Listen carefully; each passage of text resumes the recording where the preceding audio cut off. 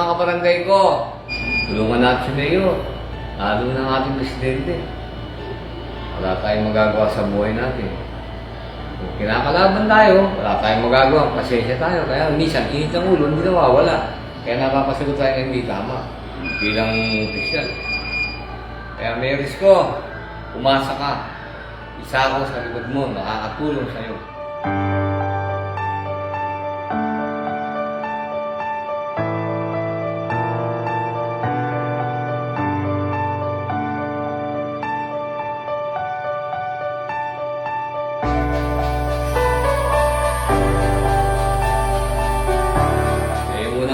Sa akin, at 31 ka ba, pinamahagi ko na po sa tao.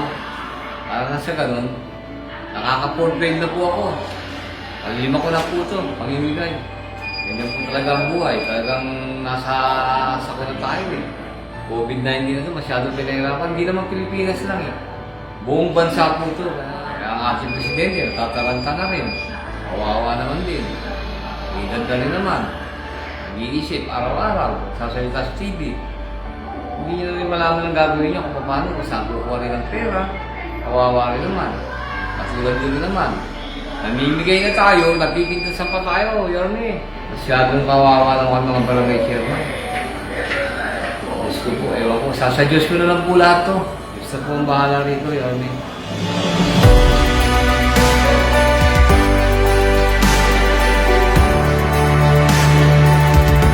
Dito lang po yung pasuporta ko. Sakaling mag-lockdown ng barangay ko para sa mga mamamayang po rin sa barangay ko na hindi na makakalabas, ano kakainin naman ng mga tao ko, sakali. Kaya naganda na rin po ako, nandito na para po sa kanila.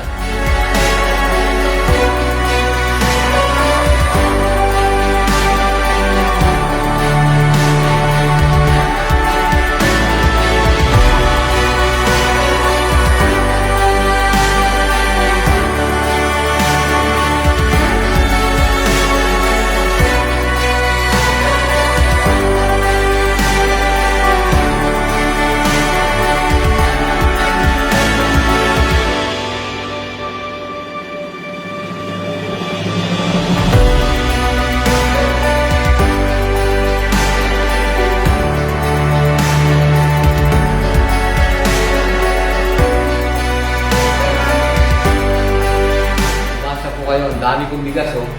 Para po sa inyo to.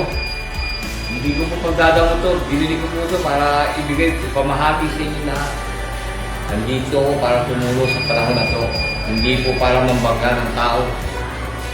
Yan po ang sabi ko sa inyo lahat. Tulungan po natin ang bayan. Ang pinakamaganda po, kung tayo lumabas ng bahay.